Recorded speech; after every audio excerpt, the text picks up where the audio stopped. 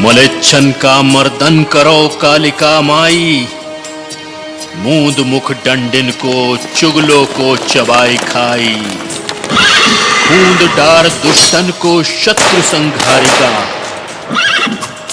कालिका भवानी माई अरज हमरी सुन ले।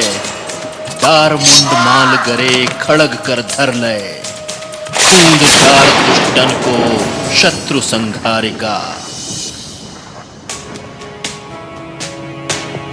काल से आंख मिलाते हुए वीर गति का वर्ण करने वाले, मृत्यु की दहलीज लांघते हुए रंच मात्र भी विचलित नहीं होने वाले, अपने अंतिम क्षणों में भी मां काली से दमनकारी ब्रिटिश आक्रांताओं और राष्ट्रद्रोहियों का नाश और मातृभूमि की स्वतंत्रता की प्रार्थना करने वाले ये शूरवीर पिता पुत्र हैं शंकर शाह और रघुनाथ शाह।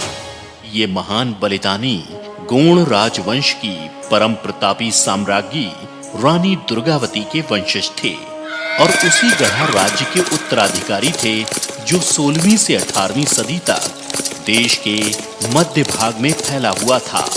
गढ़ा मंडला के अंग्रेजों के अधीन आने के बाद राजा शंकर शाह के पास मात्र पुरवा और कुछ गांवों की जागीरदारी बची थी, मगर गढ़ा मंडला और जबलपुर की जनता में उन्हें वही मान सम्मान प्राप्त था जो उनके पूर्वजों को था। देश के हर राज्य और रियासत पर अवैध रूप से अधिकार करने के लिए अंग्रेज अत्याचारों की पराकाष्ठा पार कर रहे थे। राजा शंकर शाह और कुंवर रघुनाथ शाह इन सभी घटनाओं से बेहद आहत थे। मातृभूमि के वैभव को मलिन करने वाले इन विदेशी आक्रांताओं की परतंत्रता शंकर शाह और रघुनाथ शाह को किसी भी प्रकार स्वीकार नहीं थी। शंकर शाह और रघुनाथ शाह अच्छे कवि भी थे और अपने भीतर धधकती क्रांति की ज्वाला को लोगों तक पहुंचाने के लिए दोनों ने कविता का सहारा लिया और क्रांति की ये आग जबलपुर में तैनात 52वीं अंग्रेज रेजिमेंट तक जा पहुंची और रेजिमेंट के कई भारतीय सैनिक अंग्रेजों के विरुद्ध विद्रोह से सुलगने लगे। ये 1857 की क्रांति का काल था जब देश के अधिकांश भागों में अंग्रेजी शासन के विरुद्ध विद्रोह पनप रहा था।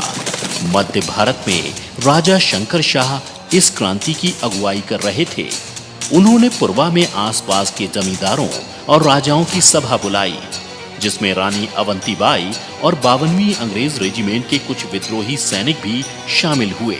इस क्रांति को आगे बढ़ाते हुए 70 वर्षीय राजा शंकर शाह ने अपने 40 वर्षीय पुत्र और इन सभी आंदोलनकारियों की सहायता से छावनी पर आक्रमण करने की योजना बनाई, जिसके तहत सशस्त्र संघर्ष कर अंग्रेजों का शासन समाप्त करना था।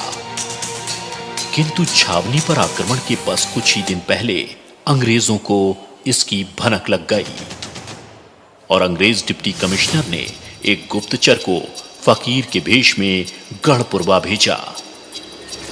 छावनी पर आक्रमण की पूरी योजना का पता चलते ही अंग्रेज सिहर उठे और 14 सितंबर 1857 की रात्रि को उन्होंने भारी दलबल के साथ शंकर शाह की हवेली पर धावा बोल दिया और राजा शंकर शाह और कुंवर रघुनाथ शाह को गिरफ्तार कर घर की तलाशी ली, जिसमें राजा की लिखी कविता हाथ लगी। इसी तरह की कविता कुंवर रघुनाथ शाह की हस्तलिपि में भी मिली। कहते हैं इन कविताओं का अर्थ जानकर अंग्रेज अंदर तक हिल गए।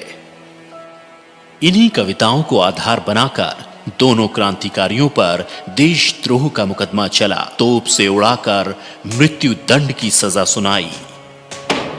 18 सितंबर 1857 को जबलपुर एजेंसी हाउस के सामने मृत्युदंड परेड हुई।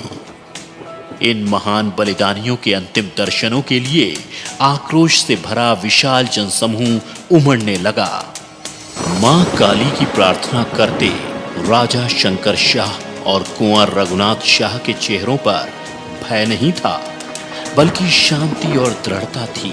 तोप के मुंह पर बंधे शूरवीर राजा और राजकुमार के चेहरों के बलिदानी तेज और गर्व से तने सीनों के आगे आतताई अंग्रेजों के मन कांप रहे थे। घबराए अंग्रेजों ने तोप चलाने का इशारा किया।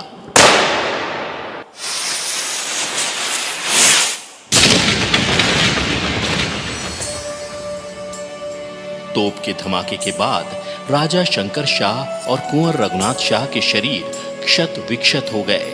राजा शंकर शाह की पत्नी रानी फूल कुंवरबाई ने दोनों के क्षत विक्षत अंगों को एकत्र कर अंतिम संस्कार करवाया और अंग्रेजी शासन से प्रतिशोध लेने का प्रण किया। इन महान आत्माओं के बलिदान से उपजी विद्रोह की आग 52वीं रेजिमेंट से होते हुए दमोह, नरसिंहपुर, सिवनी और रामगढ़ तक फैल गई। जगह जगह अंग्रेजों के खिलाफ सशस्त्र क्रांति फैलने लगी। मध्य प्रदेश के जबलपुर में जहां क्रांतिकारी वीर राजा शंकर शाह और उनके बेटे रघुनाथ शाह शहीद हुए थे, वहां उनकी प्रतिमाओं के इस स्मारक के आगे अपने आप सिर झुक जाता है और हृदय से स्वतः आवाज आती है, धन्य है ये भारत भूमि जहां ऐसे वीरों ने जन्म लिया। ऐसे वीरों को कोटि कोटि नमन।